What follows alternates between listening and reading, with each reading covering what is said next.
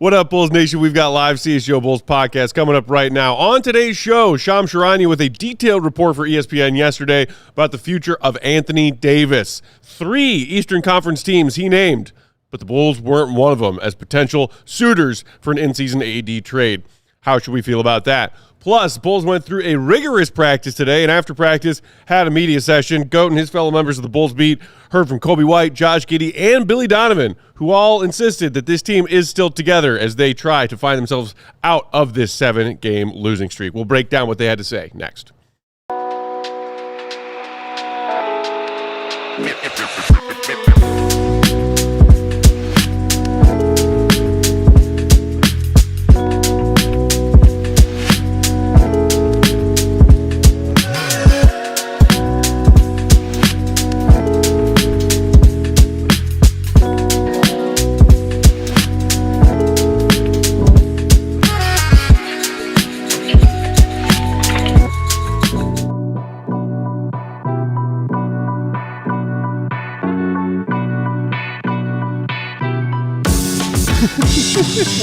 What's going on, Bulls Nation? Welcome into the CHGO Bulls podcast. Coming to you live from our studios here in West Loop, downtown Chicago. CHGO Bulls is presented by Michelob Ultra and Bet365. The delicious taste of victory deserves something equally superior. Cheer on your team with Michelob Ultra and download that Bet365 app. Use promo code CHGO365 when you sign up. Whatever the moment, it's never ordinary at Bet365.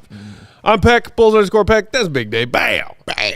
Bam. BAWL Sports, Will the Go Gottlieb, Will_Gottlieb, and Queen of the Controls with us today, Sarah Bear! What's up, Sarah? Hi.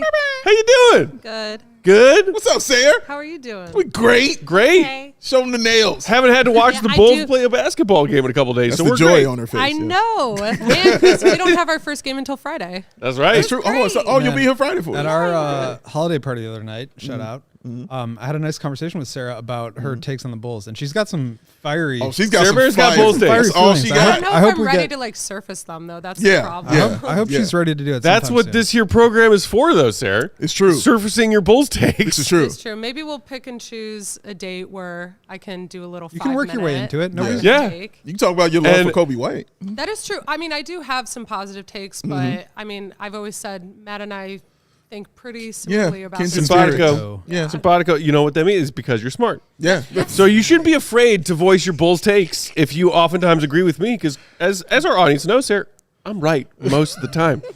And just said it twice. I'm just saying. There were plenty of people who got off some Bull takes after the Bulls 5-0 start who were convinced that this team was going places and doing things. That's fair. So, if they're safe to get those takes off, then whatever your takes are, Yeah. they are safe as well. That is very fair. Shout out to those of us hanging out on YouTube. Bulls Nation, appreciate you being here. Hit that like button. It's the one that looks like a thumbs up, unlike a thumbs down, which is where the Bulls are headed. 7-game losing streak, guys. But maybe some much needed time for introspection, self-reflection. Yeah. As they will not play between this past Sunday's loss that was salt in the wound after a tough Bears loss for Bears and Bulls fans, and won't play again until Friday when they try to avenge their recent loss to the Charlotte Hornets. Yeah. So, I think, and Goat, you were practice earlier today. We'll talk about that a little bit later on. But I think it's needed for this team to have a little powwow right now. Not players only meeting. No, just collectively as a team. We got to talk about what the hell's going on right now. Yeah, basically regroup. Yeah. You guys need to regroup, take a deep breath, start over. Even if they had won these games, I would have thought the same thing. Take a deep breath, start over. They played a lot of games, but dealing with a lot of injuries and a lot of losing and a lot of bad vibes around the team right now. So, yeah, it's a good time for them to, regroup, decompress, come on back, and you've got a game, as far as I'm concerned, is like a get-right game for you. Set up on Friday. I'm not saying they're going to win or anything like that, but it's set up for them to be that kind of game. So, and also get healthy. I'm sure a lot of guys, will be back on Friday, or being close, I should say, to being back on Friday. So, yeah, use this time wisely and positively to get back to some semblance of a team and the team that we actually saw when the season first started. Well, and here's the thing. The Bulls have had a chance to have 4 days off here and get some practice after a long losing streak. But So have the Hornets. So have all these other teams. He's right. Who also have a hard time squeezing practices in during a really condensed NBA schedule. So just because they have this time doesn't necessarily mean that it's going to give them an advantage, because every other team is in the same boat. Every team is missing bodies right now. Every team is hurt. Every team has injuries. Every team has guys that are going to be out from night to night. And every team doesn't have a chance to practice as much as they want. And every team is having these days off. So it's great that they have that. And we talked about that with Coby. I think we'll probably play a clip of that later on in the show. It's good, and that's true. But like, just because you have that doesn't mean that it's going to translate. And I think that's where it's the same thing when you talk about the disconnect between like what the team is getting in terms of information and prep at shoot around and at practice to executing in the game. Like, there's a disconnect there. And I think it's the same thing. Like, you can't just rely on, okay, we have a break, it's all going to be better now. There's some fundamental things that I think this team needs to really work on. And it sounds like they have been. Like, I'm not trying to say that they're not, but I think every team is going to be using this time to do the exact same thing. So that, I think, is why a lot of people are already this early in the season. The Bulls are about a quarter of the way through, but we still have a couple months and then some before we get to that February in-season trade deadline about, does this team need to do something drastic as far as shaking up this roster if those powers that be have decided in a quarter season sample size that what they have put together is not, in fact, something that can compete in the Eastern Conference. So simultaneously, there are big star names getting floated around the league as people who might be on the move this season. Chief among them, Anthony Davis, Giannis Antetokounmpo. Shams Charania had a report that dropped for ESPN.com yesterday speaking about the future of both of those players, both of which we've addressed on this show. Not to say that either seems particularly likely. But she just because, like, hey, like, what do the Bulls have? What do you got to lose? What are you risking? Shams, in his detailed report about Anthony Davis specifically yesterday, mentioned 3 teams by name. Okay. In case you missed it, Shams said, quote, Dallas Mavericks forward Anthony Davis is expected to be a critical trade target of several teams, including many of the East's contenders. All right, here we go. The Detroit Pistons. Okay. You know that team. That's just one team. You know that team in first place? All right. Atlanta Hawks. Okay. And Toronto Raptors. Oh, come on! Are expected to be suitors for Davis, league sources told ESPN. He also pointed out that AD's agent, CEO of Clutch Sports, Rich Paul, has been talking with the Mavericks closely, their new interim front office after the ousting of Nico Harrison, stating that the franchise wants to keep their options open, and the team over the next few weeks have not ruled out the possibility of trying to work on an extension for AD instead of finding a trade destination for him. Wow. But that the Pistons, Raptors, and Hawks represent 3 high-level threats in the East that have the seasons going that give hopes for a player like Davis, elevating them into viable championship quality team. When I heard this report, was like, that makes more sense, because we talked, a couple weeks ago about, like, if the Bulls are kind of like good but not great, I could see them thinking, why not be buyers this season? Why not try to add talent to our team? Because otherwise, we're going to the play-in tournament again. Right. But now with this 7-game losing streak, I think that hypothetical has sort of flipped itself on its head, Dave, to be like, maybe we shouldn't be disappointed in a report that the Bulls are nowhere near sniffing around Anthony Davis and saying what'll it take to get him away from Dallas. Because you might actually be yourselves, like the Dallas Mavericks, more likely to be sellers than buyers at this trade deadline. Okay, yeah, you just kind of talked me into that. I see your point. I definitely see your point on that. If the Bulls are winning, your point is right. If the Bulls are winning, then yes, I would be looking at Anthony Davis, because this front office has shown you they are not about that tanking life. They are not about that draft pick life. They're about that player right now life. And who was more of a player right now with that kind of skill set, more so than a guy like Anthony Davis or Giannis Antetokounmpo. I don't see why Rich Paul either would want Anthony Davis to come here or try to facilitate a trade here, especially if it's not winning, especially where he is in his career. You don't want him to go to a team where everything is going to be expected of him. So he's going to be, wherever he goes, to those people that they name, he's the star, like wherever he goes. But those teams also have things that can help supplement, even if he's not able to be on the floor for a long period of time. They have players that can kind of help supplement that because there's something there in place right now that's helping those teams win and get those winning records up. Bulls are still kind of working on that, as we've seen. So even if you give up those guys for a guy like Anthony Davis, you still don't have anything to supplement or help him here when he comes to your team. So, yeah, it makes sense, Matt. Yeah, if you're going to be a team that you feel isn't ready to, take that leap or move forward, then Anthony Davis or Giannis Antetokounmpo shouldn't be on your radar at all. Like, you shouldn't be looking at that. And I think this is what this is saying, is that they are not looking at those kind of teams. I agree with both you guys. I mean, I think if the Bulls could get AD for like expiring contract, put Patrick Williams in the deal to get off of his money, and like the Portland pick and one other asset, whether it's Noah or a protected pick sometime down the line, like I don't think that would be a bad value deal. I think it'd be a good value proposition for the Bulls. They need elite talent. I wrote about it. Like they need a guy like that who can solve a lot of problems for them. But I agree with you, Matt, that like that ship has probably sailed for where they are in now. And I don't want to overreact to 1 7-game sample of the season, but it confirms a lot of what we all thought about this team all along, which was that they're just not good enough. And so, yeah, you could trade for Anthony Davis and that would make you better. But at the end of the day, like, where is that really taking you? And I feel like when these kind of losing streaks happen, you do have to kind of consider more seriously the other route. And that's always been my preferred way to do it, is to go the other way, strip it down for parts, trade, whoever you can for draft picks and really build this thing up organically and sustainably. If I don't think they're going to do that. And if they're not, then like at least try to get yourself in a better position for the present. And so like, I wouldn't be upset with that kind of a trade. If it was 2 first-round picks, no protections, then yeah, I'm not interested in Anthony Davis, as we've talked about. But it doesn't really surprise me that based on the way that things are going, the Bulls weren't named. But I do think that Anthony Davis, if he gets traded, it probably won't be until closer to the deadline, and a lot is going to change between then and now. And so if the Bulls rattle off 10 straight wins, maybe that really changes everybody's opinion. And so like these things are going to go back and forward. But for me, yeah, it was fun that they started 5-0.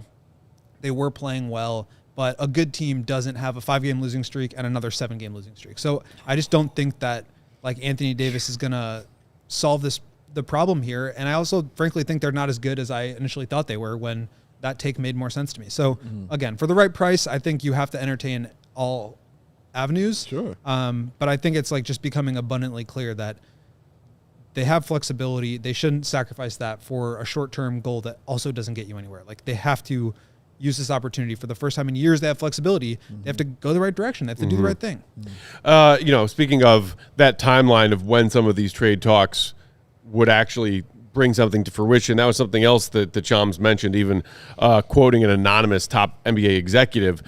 That December 15th date, this coming Monday, is very important because that's when a lot of freshly signed contracts this past offseason become tradable as opposed to right now in the first half of the first season of those deals, then those players not being tradable. So once we get to this coming Monday, December 15th, 90% of the NBA's contracts can be moved, which opens up a lot of other trade discussions among teams. One top executive in Shams' report said, quote, "This is the unofficial start to having real high-stakes conversations." Because at around the 25-game mark, front offices around the league have had that opportunity to evaluate their rosters, see what do we have that's working, what do we have that's not working, where are we lacking, where can we make some improvements. And maybe if the past 15 games for the Bulls went differently, they would be having those conversations about an Anthony Davis kind of talent. But as you pointed out, it's a 7-game sample size, and it's maybe not exactly a reason to, panic and do anything drastic. But it's also not just a 7-game sample size. It is that after a 5-0 start, they are 4-14. Yeah. Like that, I think, tells you something about where this team is headed.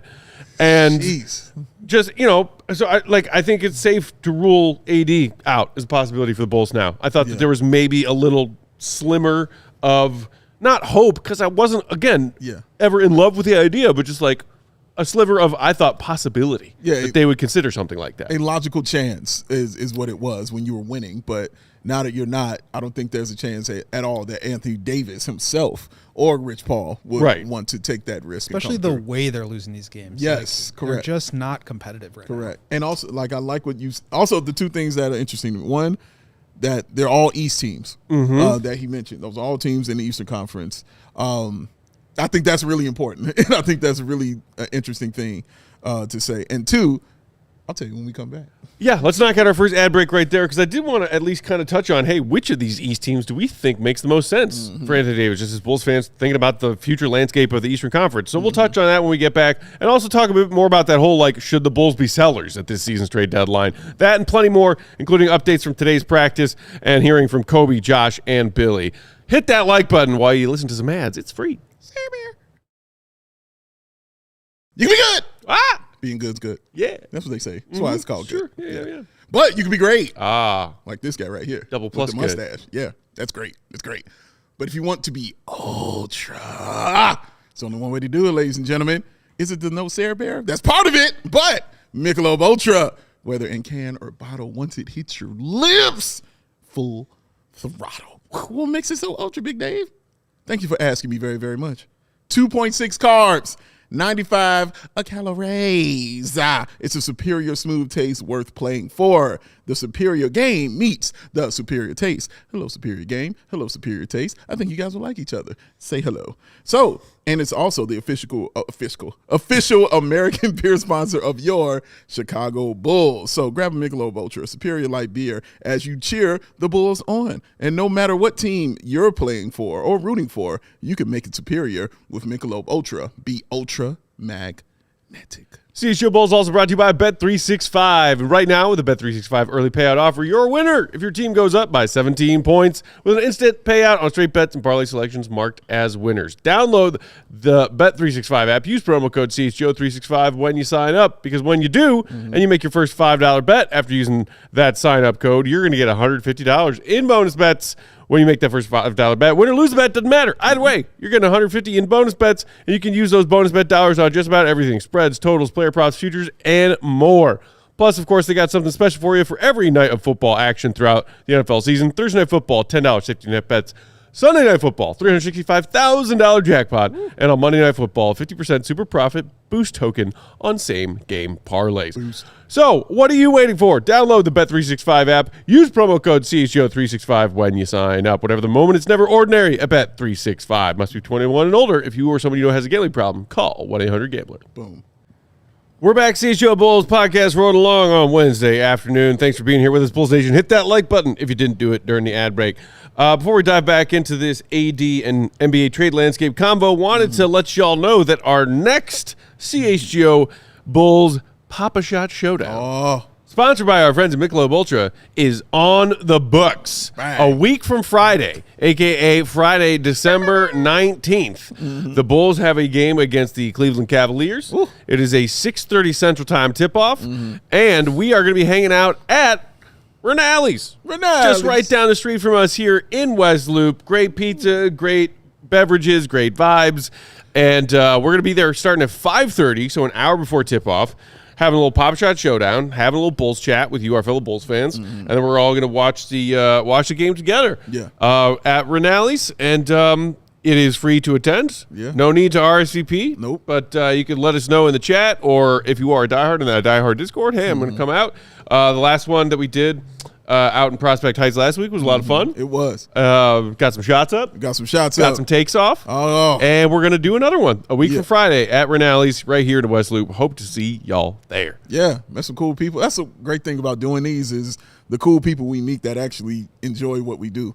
Like, yeah, they're all cool and all super knowledgeable, you know what I mean, about the team, bro. And they're just easy to talk to and have those discussions with about the Bulls. So, yeah, come on out, you know what I'm saying? Say what's up, come talk Bulls, come pop a shot against the legend over here, and come have some fun. Also, we just talk about the same stuff all the time, so it's nice to hear other people's opinions. So come share your thoughts. Tell us how to fix the Bulls. We want to hear it. Yes. Bring your Bulls takes for Sarah Bear. Yes. Ask Sarah Bear for her Bulls takes. Yes. She got I will say, if it works in my work schedule and I can come to this event, I will talk to some people and I give mean, them my honest if you're opinion. at the office that day anyway, Yeah, in the it's right afternoon, That just is right true. down the street, Right That is there. true. Right Take down my the little street. lunch break over there. Yeah. Just right there.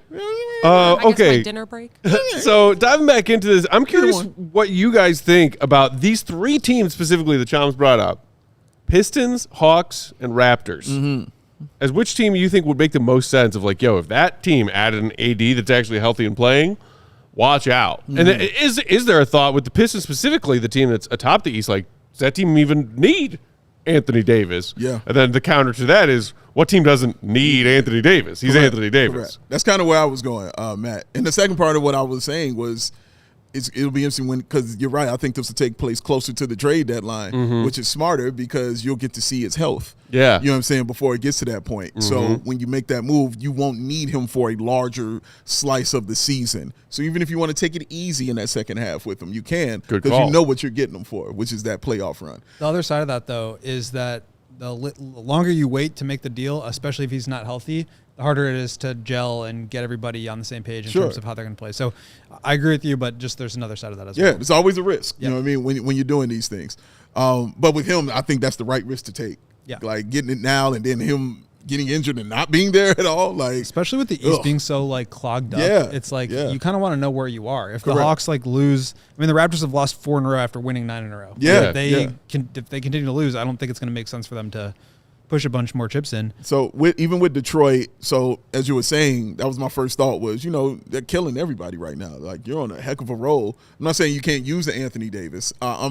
Was thinking where he, lands, where he fits with that team as far as, what he does, his skill set. Obviously, the skill set fits on any team and what he does offensively or defensively. But I'm thinking of guys like Jaden Duren and what are they giving up? Because they got a nice young core. And when you're giving up, when you're getting a guy like Anthony Davis, you're giving up something. Yeah. You know what I mean? Like, something has to go. So I'm sure they don't want it to be anything that's going to mess with, their core. Like, I'm thinking Jaden Ivey or something like that. They will be giving up. But I hope it's not Duren. I hope it's not Beef Stew or anything like that. But if you can get Anthony Davis for that and maybe some picks, because I don't think they should be worried about picks right now. Like, you got it right now. Like, and you should be building and growing with that. So they're in a good spot for that. Atlanta, I think, is a great place, for them when I'm sitting there thinking about it. Like, the defense will be absolutely ridiculous with him. It's already pretty good. You've got great defenders there. You've got great size add him there. to a squad that's already got Dyson Daniels, yes, man, Jalen Johnson. Yeah, and with all that size, length, and defense they have, it won't be as dependent. With a guy like Anthony Davis, that is just a cherry on top of a sundae right there, and an amazing cherry, on top of a sundae. But I think that is outstanding if they can land him. Toronto, I feel like he would be doing more heavy lifting on Toronto, in my opinion, on that team. So I'm not saying it's a bad move or anything like that. I just think his role will be different than it would be with a team like Detroit or Atlanta. But he fits in all three of those teams, but I like it in Detroit, but I love it in Atlanta. I feel like I don't really like Detroit. How dare you? At least as far as like these three teams are concerned, it's probably my lowest on that list. Just because like they need shooting, they need floor spacing, they need shot creation. They're already elite defensively. They already have elite rim protection. To your point with Duren and Stewart, would Anthony Davis make them better? For sure, but I don't really feel like that's where they should push their chips. Like, to me, they should be going after Lowry Markkanen and Coby White. Like, those are the guys that I think would really answer a lot of questions for them. They've got Duren and Stewart and Asar Thompson and Ron Holland and a bunch of guys that can defend over there. They need extra shot creation because Cade has to just do so much on his own. So I would like to see them get more shooting and floor spacing. Atlanta, I could see it. It'd be a little crowded in that front court with Porzingis, with Okongwu, with Jalen Johnson, but I'm sure you can make it work. And the infrastructure that Anthony Davis would give you alongside Johnson and Dyson Daniels and Risa Shea would really help you survive Trae Young minutes defensively. I mean, you'd just be a pretty elite defensive team, even with him, and that I think can be a challenge for teams. But I think the floor spacing would be a little bit cramped there. I mean, Jalen Johnson's been amazing. He's not really a floor spacer. Daniels is not really shooting threes this year.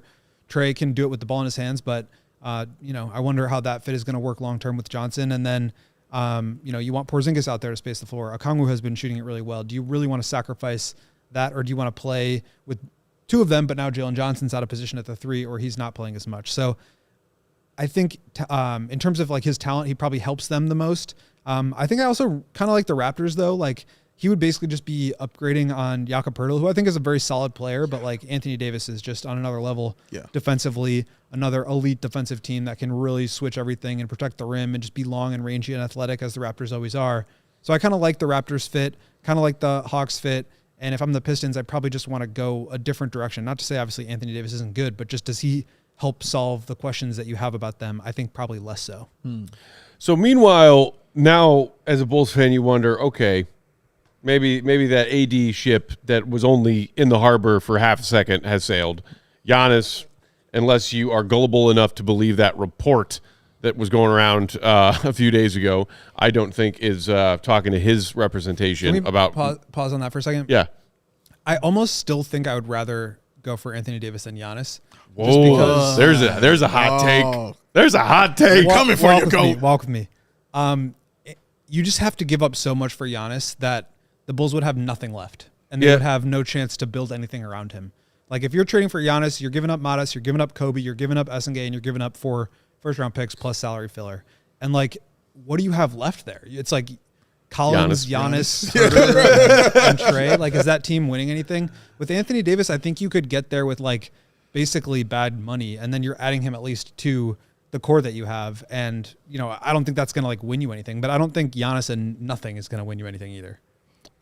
I'm taking Giannis. I mean, I'm taking Giannis, but I'm saying in terms of the cost that it would require, I just think you're left with so much less.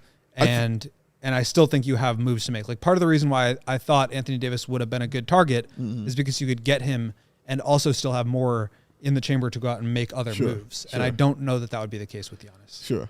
So I think most Bulls fans would be on board and in agreement with, if it's not, you know, AD or Giannis or anything to that crazy extreme, that they have to do something before that February trade deadline. True. You have to do something because status quo with this roster and playing out these strings. Shout out to the quartet on the deck of the Titanic. Like what you gotta do something. Jerry M in the chat said, AK better move pieces. This is a fine day in the chat saying Bulls actually have several tradable contracts. There's zero reason to not make moves next week and into January. Also adding, the team is playing like a bunch of players who know that we're about to all be shipped off. Yeah. And Coco in the chat meanwhile saying, have we ever won a trade in the AK era? He'll trade trade Coby for some random dude. Coby will get better. That random dude will be out of the league. That's a good question.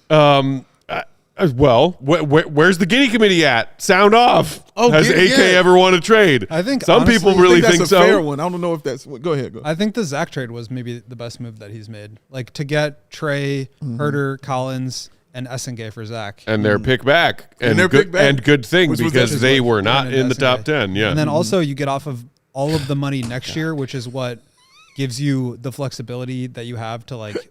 I mean, that's their whole thing right now is flexibility. So like.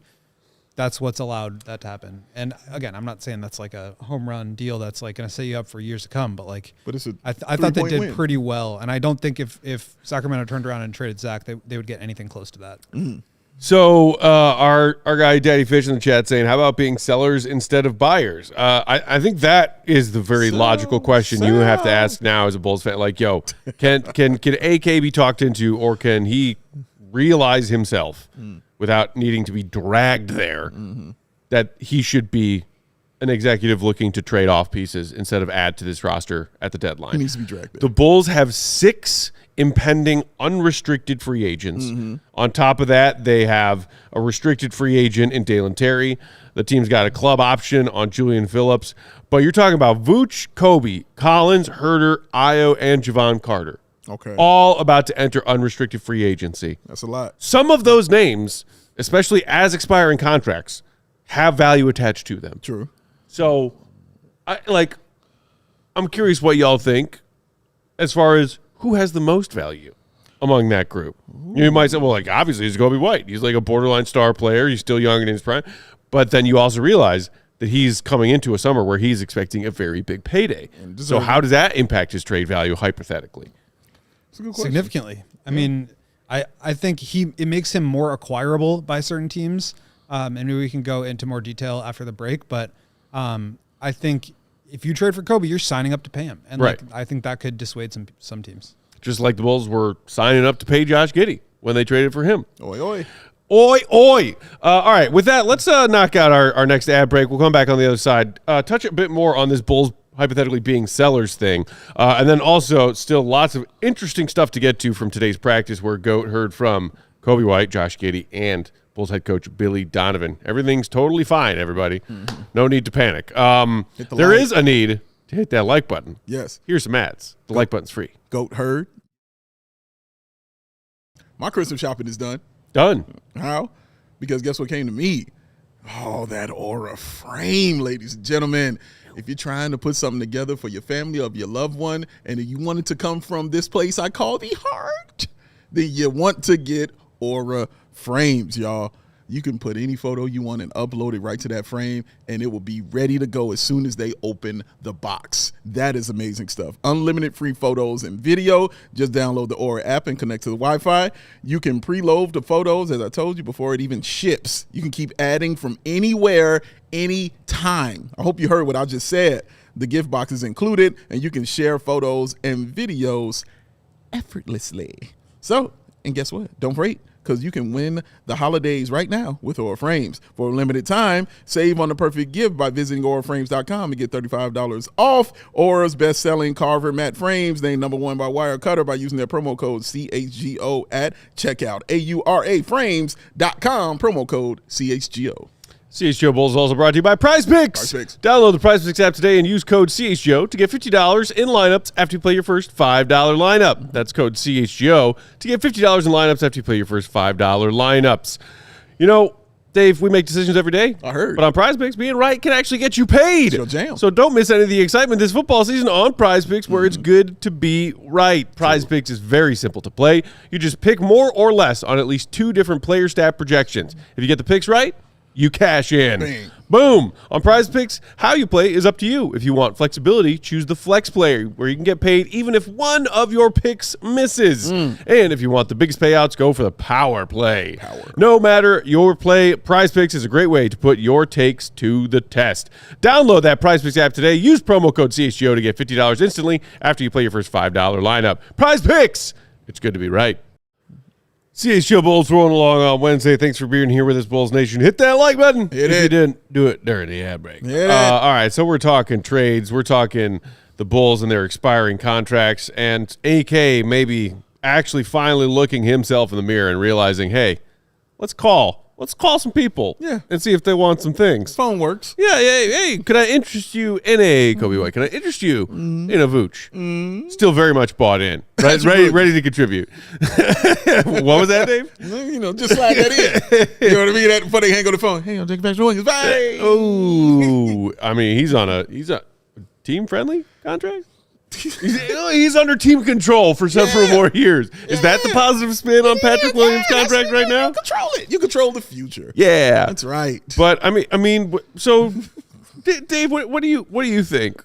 Like, do you honestly, everybody who is about to be an unrestricted free agent, should AK be calling up teams inquiring if there are any interested parties on any and all of them? When you're on a 7-game losing streak, you call any and everybody. Yeah. When you're getting your team together, and not just a 7-game losing streak, but when you have all these expiring contracts around you, you call them all. You figure it out, because he's already shown the way that he's doing things. It's not going to be through tanking and not going to be through the draft and draft picks and things like that. He likes getting other people's parts. You know what I mean? Like what they call it, like digging in the barrel. You know what I'm saying? Going barrel digging when you get thrifting. Thank you. Yes, he's like thrifter. He's a thrifter. You know what I mean? Like, I might use the phrase dumpster diving, but yeah, sure. However you want to do it, he's digging in is what he's doing. And he's shown that's how he likes those things. So when you have things to actually offer other teams, and you let the teams determine what the value is of those players, but you call and you inquire about certain services of certain players on the team, because you're looking at what the Bulls have, and I'm sure he understands what they are lacking on this team. And how do I improve that? How do I, make this part better? I know who I want to be here on my team, so we can sit that to the side. But all these other things right here, let's see what everybody else wants with this. So, yes, you're on the phone. If he's not on the phone, he's doing a huge disservice to not only himself but to this entire organization. So you have to be on the phone making these calls, man. Your team has been losing like really, really bad to some really bad basketball teams record-wise. So it would be wrong for him to just be sitting back and kicking his feet up, thinking everything is cool, everything's fine, like it's the meme going on out here. No, bro, get your ass on the phone and call some people and see what they say and allow them to tell you what they want. If they tell you no, fine. There's 28 other teams, 28, 29 other teams that you can call and discuss and figure these things out. But, yes, he should be calling everybody to see who's available. I think that's right, Dave, but I also think that like this team needs to like fundamentally change how they view team building. Yeah, I don't know if Arturas is going to do that. I don't think he's. I don't think he's going to. But this is the only way I can see him doing it. That's what I was just saying. Like he's not going to do it in the way that you think or I think that he should. But then it's just this is how he should do it and can do it. Agreed. And I think then you're just going to run into the same problems over and over again. You're going to flip one asset into another guy, and you're going to turn, DeMar and Zach into Giddey and Coby, and you're going to run into the same ceiling. Mm-hmm. And they're going to flip those guys into another version of it, and you're going to run into the same thing. Like, they have to break the cycle. Agreed. And I don't know if Arturas is willing to do that. If there was ever a point where he has not been willing to do that, if there was ever a point when he should be willing to do that, that point is now. Like, they should have done it a while ago. They should have done it 3 years ago. They should have tried to get in the Wemby draft. They should have tried to get – I mean, they should have been doing this, but there's no time like the present. Mm-hmm. You just have to act now and stop just trying to kick the can down the road. They just got extensions. Like, there's no reason why they shouldn't have the job security to go out there and try to rebuild a certain way. And so when I say that, my point is, yes, I do think that like everybody should be for sale, but I think you need to go into it strategically and think about like, what do you actually want out of these deals? Mm-hmm. So like, can you get some draft? Can you turn Coby into some draft picks in the future? Should you trade some of your expiring contracts for longer term contracts to get draft picks? Like, there has to be a goal and a strategy that you're undertaking. And you look at some of these other teams that have done it, and it's really set them up well. And again, if you want to rebuild that way, that's great. You can't just like do it with your own draft picks and try to control where you land in the draft. You have to accumulate a bunch of picks. You have to be willing to take on some bad contracts to get additional picks. And like, the Bulls have the ability to do that. That's what the flexibility should be for. If some team wants, Trey Jones or Kevin Huerter or something, and they're willing to send you back a contract that's going to be on the books for a couple of years, then you deal with it and you get a pick out of it. And then you can move forward with that. They have to be looking at it that way. Otherwise, you're just going to be repeating the same cycle that they've been in now for the last 10 years. I think they're down to repeat. Like, to be real with you, bro, like, I haven't seen anything to the contrary. Everything you're saying is right, and I wish they would approach it this way. Yeah, but I think it's still worth acknowledging. I haven't seen anything to the contrary. I think it's still worth acknowledging that, like, yes, they can be making some, like, good or really good moves, but at the end of the day, it's still within that same cycle that is going to put them in the same situation, spinning the wheels over and over again. Definition of insanity. Exactly. Yes. And so, yeah, they need to be doing that, but and they may not, and we can acknowledge that part of it too, but let's not exclude the idea that like they're still doing it wrong if they're going to try to trade for, if they're going to try to do another like Giddey for Caruso or Lonzo for Okoro type of deal with Coby. That's going to set them back. That's going to put them on the same path. It's not going to really put them in a position to move forward. So let me ask you then, with that in mind, if we're feeling like that they're going to do the same thing and, run it out there as far as the trades are concerned, are you okay with them just doing nothing then and just riding this out until the end of the season? I mean, no, because I think they absolutely need to make changes. This is unacceptable. You can't like build a team based on effort and then watch that team not give an effort lose to teams that they're supposedly more talented than 7 games in a row and then just like continue on like nothing has happened. Correct. So no, I think they need to make some moves. And then on top of that, you look at their cap sheet and their flexibility and all this stuff, like that runs out when you have to re-sign guys. So this trade deadline is really when they can absorb some bad contracts for expirings. That's when those expiring contracts have value. If you take it to the end of the season, which is probably what they will do, then guys walk or you re-sign them and now you don't have flexibility anymore. Like, what are you doing with that? So I think this is really the time where they actually have to make some moves. And they're finally in a position to set this up and do it the right way. And I think that even though it's uncomfortable for them, even though they don't want to do it, that's really like the only real path forward for me. And before we move on from that, you had a spreadsheet. Sarah, do you want to throw that spreadsheet up there? Just talking about some of these guys the Bulls have on expiring deals and who's providing what compared to their contract so far this season.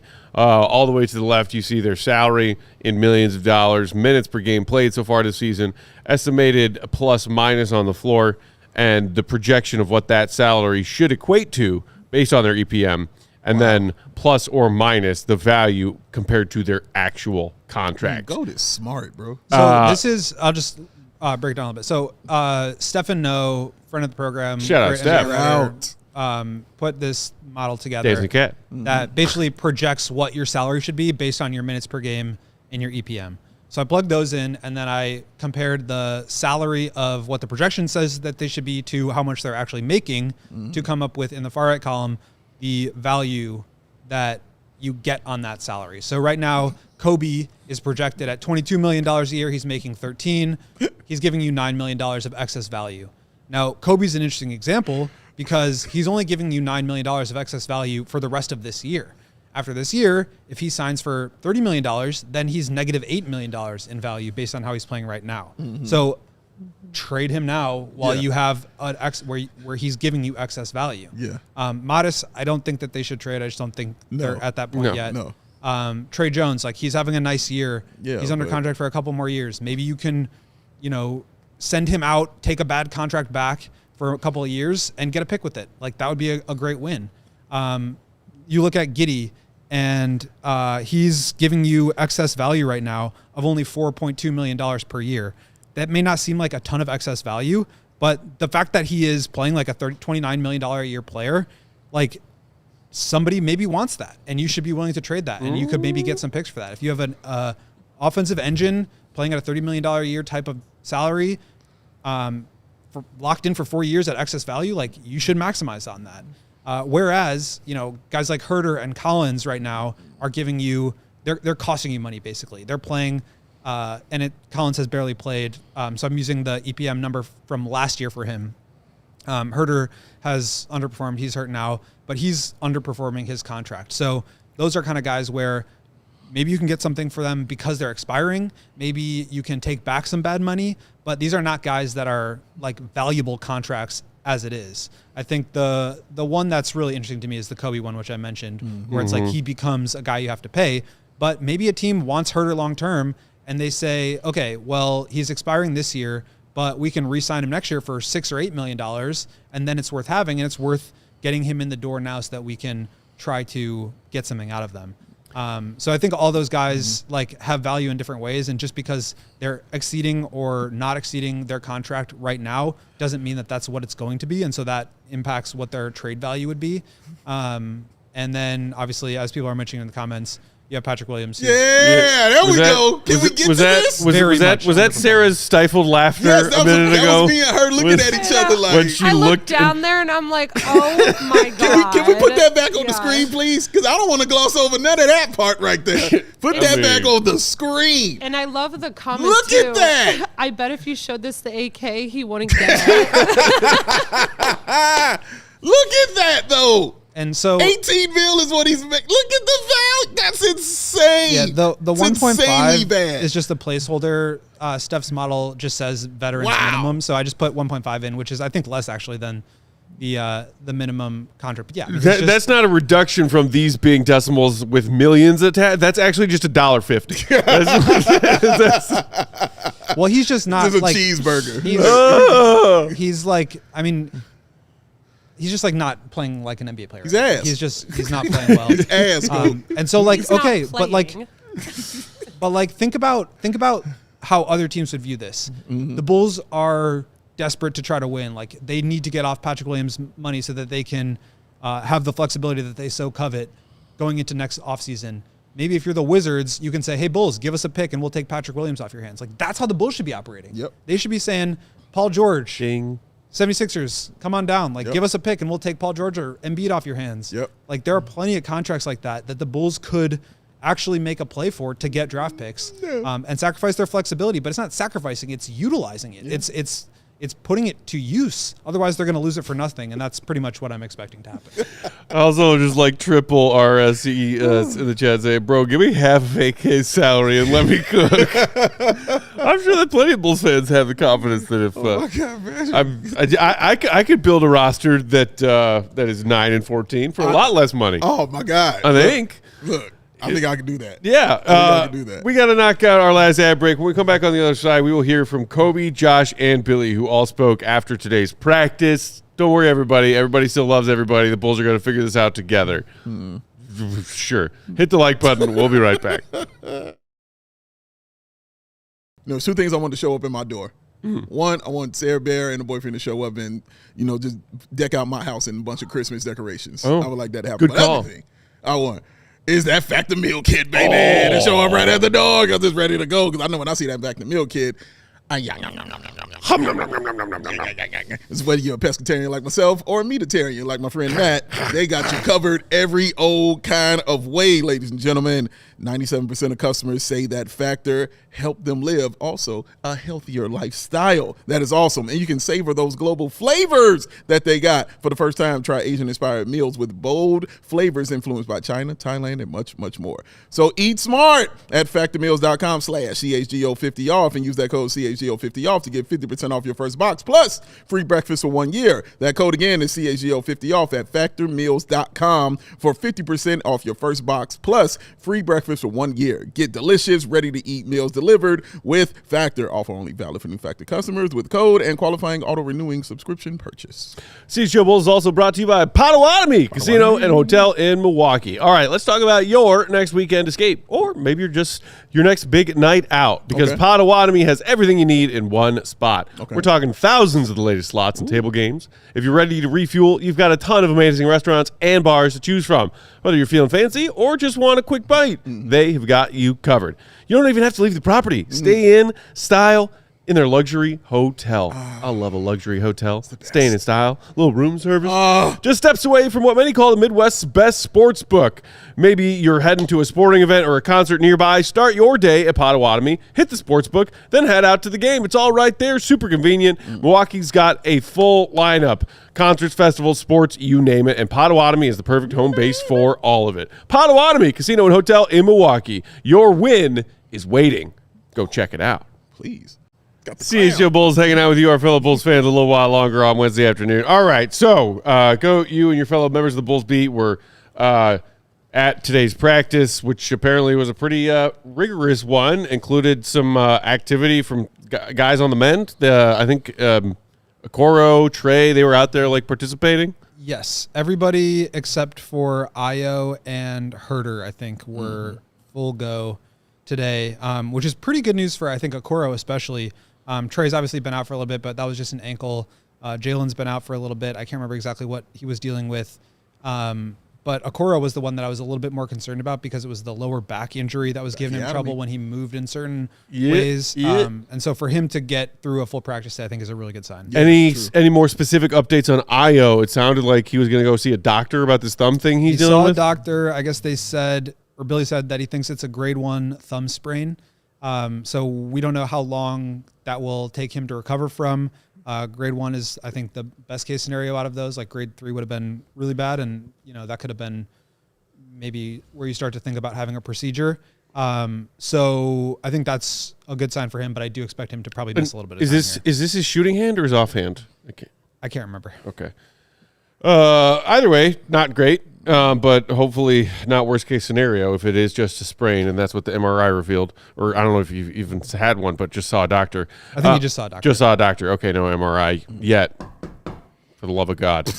All right, with that, let's dive into what we heard from some of these people trying to deal with the 7-game losing streak and find their way out of it. Let's first hear from Coby White, who talked about the importance of getting this win against the Hornets on Friday to end this losing streak. Sarah Bear. Nah, we just want to see progression. I think we just want to see progression. We just want to see us do things at a higher level. You can't control whether the ball go in the basket or anything like that. You can't control a lot of things in this game, but the stuff that we can control, we want to see progression on it and get better at it, obviously, and see takeover from what we did during this week, and then take it over to Friday. Like I said, man, I don't think no team in this league is bad. Like, every team is good. We got really good players, so it's going to be another hard-fought game. Obviously, we lost to Charlotte the last time we went in their building, so, I mean, we want to get that back for sure. But I think the most important thing for us, since it's young in the season, is to take those steps and see the progression and see offensive communication, and then it'll all come together. But just because you have tough conversations, a great practice, and a great film session, like it ain't guaranteed that we're gonna go out there and win. You know what I'm saying? So you gotta see the steps in the right direction. You gotta see that. Interesting words from Coby, and also I think interesting that we heard and y'all heard up close and personal Billy echo similar sentiments about. Wait, just like none of these teams that we're playing against or we're losing to are bad, quote unquote. Like, we're losing to them. So, I mean, do you think that is something that Billy is trying to distill down to his players? Like, we can't take any of these games and or W's hypothetically for granted? I mean, absolutely. That's been their whole motto all along, though. I mean, that's what that's the like foundation on which their identity was built, is that we don't have the kind of talent that some of these other teams have. So we need to play a certain style in order to give ourselves a chance. Mm-hmm. How many times have I said that? You know, it's like and the reason I'm saying it so much is because they're saying it so much. They're repeating it, so I'm repeating it. And I agree with Coby that, like, and that's kind of what I said earlier, is like, just because they have a couple days off here to practice in a row doesn't necessarily mean that they're going to go out and win, but like, can they start to reestablish some of the things that they need to do on a game-to-game basis that at least gives them a chance? Because I agree with Billy right now. Like, he said that the Bulls are on the same level as the Pacers or the Hornets or any of these teams that they're losing to. They don't look at themselves as being better, and I don't think they can. First of all, they've lost all these teams, but second of all, like, they're just not a team that can be we're more talented than you, so we're just going to win team no matter who they're playing. And I think they need to get back to that. I don't think any of them have like admitted that they're playing down to their opponent or they're not taking some of these teams seriously. If they did, like, I think that would be like a pretty poor excuse, because at a certain point you'd like wake up and realize, okay, we've lost 5 in a row. Let's wake up and like not lose to the Pacers or the Warriors without Steph and Draymond. Be nice. So I think that has not necessarily been the answer, although I do think that that's part of it. Mm. Yeah, I was saying while they were talking, like you said, Billy saying the same thing. It sounded, you can hear Billy in him, like in what he was saying and how he was saying it. Yeah, but he didn't say anything I disagree with. Per se, he's right. Like, you want to see the effort and the level that you play to when you get on the floor. But bottom lining it, they gotta win. Like, it's a must win, and they won't say it's a must win, and you shouldn't say it's a must, but it's a must win. You have to win this game against Charlotte, bro. You can't do what you've done these past few weeks, have this time off, and come out and lay an egg, against Charlotte. I don't even care if they win in triple overtime. Please don't. But they have to win this game. They have got to walk away with a W against the Charlotte Hornets. And Charlotte, I'm sure, is going to come out feeling the same kind of way, knowing that we've already beat this team. We can compete against this team. Sure, we can get this W against them. But the Bulls have to win this game, bro. Because you cannot 8 in a row against all teams like under 500, bro, except for Orlando. You can't lose this game, bro. Like, you have them and the Pelicans next. You've got to win this game right here. And it's also like, I mean, the one game that they've won recently is a 1-point win against Washington. Before that, they got smoked by Miami. And then they had the Vučević game winner against Portland, and then the miracle win against the Nuggets. I mean, and then you lose to the Jazz in double overtime. You lose to the Pistons without all their starters. The Spurs, like, they just have not had they have not had like a legit good win, except for I would say Denver, since they started 6-1. Yeah. No, the category of worst loss of the season is just like a gauntlet Oscar, category. Like 10 different movies. Oh my goodness. So many nominees. Morgan Freeman's in there. Daniel Day-Lewis. De Niro's in there. Meryl Streep. David's in there. Meryl, of course, is in there. Oh my gosh. What a performance from Meryl. What a performance. Blocked by Meryl. While this has been going on, we heard Billy say something the other night after one of these bad losses, like, these guys, we like each other, but do we love each other enough to to dive on the floor for a little bit, whatever. I'm like, okay, I roll my eyes at that. But Billy Boylan right so there. Josh was asked at today's practice if this team is still connected with what they're all going through together in this losing streak. Here's what Josh had to say, Sarah. Greg. 100%. I think we're a close group, and I know it's been spoken about a lot, but we really are. And I think these practices, as I said, these days have been really good. Just to regroup, we've got a team event tonight, so it'd be good just to stay around the guys, continue to build that relationship off the court, and I guess although we're losing, and it's frustrating, we're frustrated, the fans frustrated. The team aspect of this group has never wavered. We've always, cared for each other, wanted each other to succeed. So I think it's easy to do that when you're winning and the morale is high and everything's going well. But I think real character comes out when you're losing. And credit to the group, we've all stuck together. Naturally, we're going to all try and maybe do a little extra to try and get us out of this losing slump. But everything comes from a good place. We're good. I'm happy with where we're at, and I think these days have been really useful for us. So Josh thinks that these days off and some hard practices will be good for him. He also said that thing about, real character comes out when you're losing. Like, okay. Michael Jordan's character. I'd prefer y'all figure out how to win some games as opposed to be given a Hallmark card. But at the same time, what do you expect him to say though?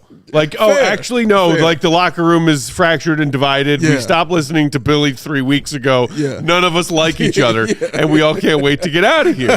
Like he's gonna spin this, whether it's Josh or any of his teammates. Try to spin it positively. Yeah. But it's hard, other than just offering these vague platitudes. Yeah. No, you're right. You're right about that. Like you can't expect him to come out and say those things. And being the quote unquote one of the leaders of this team, you have to, put that spin on it. We get it. We understand it. But, just hearing this, like, come on, dog. word. Like, it's something else there. Come on, it's something else there. But I see him leading. That's what I was just watching, with somebody who's actually trying to be the leader of this team and taking that upon himself. So, and again, it's just talk right now because we got to see the action. As I keep saying, Friday's going to be huge. I got to see the action of what they're saying. So, yes, if you're like, yes, the character comes out because we're losing or the team building and blah, blah, blah, all that stuff. Okay, well, bet. Let's see it now. Now I've got to see it, bro, because that talk and all those cool things, bro, that's got to go now. It's got to be playing time through on Friday. That's exactly where I was going. You got to hit him with the big Davism, saying ain't like doing. It ain't, bro. This ain't. That's all it is. It ain't. It ain't like doing. It's time for doing. And screw all that saying. I go there for practice every day. Like we're all there. We're all trying to get a story so that we can write something or come out here and talk about. Like we have to ask those questions. But if I'm the player, I'm like, what more can I say? Right. This is not. We're not playing well right now. Like everybody knows that. I mean, Giddey was very clear. Like this is not what we want to be. How we want to be playing. The team is frustrated. The fans are frustrated. We get it. All they can do is just go out there and try to win on Friday and then go out there and try to win on Sunday and then the next week. It's show me the effort. They just got to do it. Show me the effort, bro. And then really quickly before we get out of here, also wanted to play a little touch of Billy Donovan and what he had to say. A lot of people wondering if Vučević checked out. Had a couple of games without scoring 10 points. Only the second time in his Bulls career he's done that in 2 games in a row. And he's the one who had those strong comments after the Wizards win, saying that this wasn't sustainable and not good enough. Here's what Billy had to say about Vooch and recently coming to Billy to say, what could we do better? What can I do better to help? Okay. No, I mean, Vooch and I have a great relationship, and we speak all the time. And, I give Vooch credit. I lose track of days or whatever it is. I don't know what it was. But, he came in and talked to me, you know what I mean? Because he's trying to – when I see a player like Vooch who's been in the league for 15 years and unannounced, he's wanting to come in and meet with me to talk about how he can help the group or how he sees areas of improvement for our team. That's not a guy to me that's disengaged. There's no reason for him to do that if he was disengaged. He could just sit there and say, okay, I'm going to show up, be professional. I'm going to come in here at the last possible minute and I'm going to leave the first opportunity. I do not see that at all.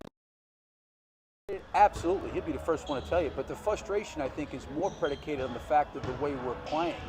And I think when we're not playing in a way to our identity, I think that frustrates him. I think when he sees sometimes there's not the carryover from shoot-arounds to games, that frustrates him. And you know what? I want him to use his voice, and I want Coby to use their voice because, quite honestly, there's things that we're covering and we're dealing with that we need to do at a much, much higher level. And I think Vooch holds himself to a high standard, but he also understands too that we need everybody. So I don't worry about that with him. He's always been great to deal with, great to talk to, and I really appreciate the honesty that comes from him. And it's always more solution orientated than it is him coming in. I don't like this. I don't like that. I want the ball more. Like, I tell you this, So that was Billy Donovan at today's practice. And as we react to that and head to a little bit of overtime here today on CHGO Bulls, just a reminder, if you are watching on one of our various streaming partners and services, thanks for being here. Shout out to you. If you want that bonus coverage when we go overtime, just head to allchgo.com. So look, that's a veteran coach standing up for one of his veteran players there, Dave. About hey, if anybody was wondering if Vučević is checked out, and look, this Bulls fan's hand is raised because I've been a Vučević defender at various points throughout the existence of him being here. Yeah, but the last couple of games, he's looked checked out. He has. So interesting to hear Billy with that specific anecdote of Vučević came to me recently, unprompted, to say what can I do better to help. Yeah, I mean, I'm not going to poo-poo that. Yes, that's good to hear. You're veteran, like you said, a guy playing the league as long as he has, still coming into your office hey, man, what can I do to help? I want to come in and talk to you about what needs to be done better by us defense. But but I like that about it. But again, Vučević is somebody I got to see it in, because you're right, Matt. He's not somebody I'm used to seeing not have a double-double. Somebody not take, at least, 9-10 shots in a game. Somebody who just, I notice on the floor. It's very hard not to notice Vučević on the floor. It is. Yeah. And you're right. In these past few games, I haven't noticed him because he's always rebounding. He's always inside. He's always scoring. He's shooting those threes. You notice Vučević, and he's huge. He's hard not to notice, but you haven't felt him like that in these past couple games. I'm glad he's recognizing it too. And coming in trying to figure out what he needs to do to be better for this team and help this team win more. Don't know if it's more touches, don't know if it's less touches for him on the offensive end or anything like that. But, yeah, he's taking a valued interest in this, man. And, I mean, when you've been in the league that long as he has, winning's important to you. You want to – this is still his legacy. You know what I'm saying? He's still building it. It's still growing. It's going to continue after, his time here is over. So – the fact that he's still doing it like this, I do appreciate for sure. I'm not going to poo-poo anything like that at all from Nikola Vučević. But, again, saying ain't like doing, bro. And I ain't got to say that to a dude who's been playing, as long as he's been playing. He know what he needs to do. Well, I think Billy brought up a couple of interesting points that we didn't show, but I'll just mention here. Number one is that Billy compared Vučević to Paul George in the sense that Paul George, when Billy was with him in Oklahoma City, basically came to him and said, don't run plays for me. Let's run stuff through Russ and I'll get mine through the flow of the offense. And I guess Vučević has expressed similar stuff to Billy. So that's one thing. The second thing is Vučević is not an elite defensive player. He's going to get beat on that end. And he's also not a player that you give the ball to and everybody get out of his way and he's creating offense. So he's a guy that has to get stuff through the flow, but also needs his teammates to set him up on both sides. Billy talked a lot about the defensive partnership that you have to have with the guard and pick and roll coverage. And a lot of that is on the guy getting over the screens and staying connected and leading the ball to Vučević so that he can be in the right spot at the point of attack. And then on offense, Vučević ducking in or running through a handoff into a duck in and sealing a guy and getting him the ball in the post. He relies on his teammates as a big and as a non ball dominant player more than I think a lot of other players do. So I think when Vučević is frustrated, it's a result of that. It's a result of he's trying to help the team get to the right spots and he feels like they're not meeting him where he needs to be met. And so I get that frustration. At the same point, we've seen Vučević give more effort and intensity at various points of his Bulls tenure, at most points of his Bulls tenure, in ways that, everybody else on the team, quite frankly, has not been the case over the last 7 games. So I don't and Billy made that point too, is this is not on Vučević. This is not on any one player. This is on everyone. Everybody needs to collectively step up their effort, attention to detail. And I think that's the only way that they get out of this. But I do think that they're at this sort of inflection point now where it's okay, they get off to a cold start and they're playing poorly against a bad team record wise. And then they get frustrated because they're not getting their shots up and then they're not making shots and they're more frustrated. And these things are snowballing out of control, and they just have to get it under control. Yeah, true. Our guy Fish in the chat saying Vuč has moods. That's what I've gotten from him since he's been here. I think I agree.